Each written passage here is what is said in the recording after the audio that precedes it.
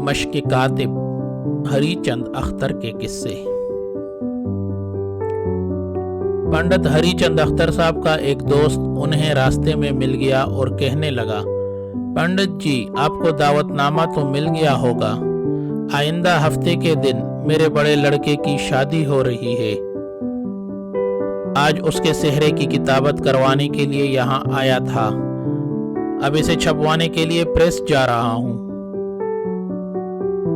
اختر صاحب ایک دو ابتدائی شعر پڑھنے کے بعد ہی پھٹ پڑے، کس الو کے پٹھے نے ان شعروں کو لکھا ہے؟ اختر صاحب کا دوست شرمندہ سا ہو گیا اور ان کے ساتھ کھڑے ہوئے ایک مہنی سے نوجوان کا چہرہ کتابت کے کاغذ کی طرح پیلا پڑ گیا۔ یہ حضرت ہیں جنہوں نے سہرا لکھا ہے۔ اختر صاحب کے دوست نے کسی مجرم کی طرح پشیمان ہو کر اس نوجوان کی طرف اشارہ کیا۔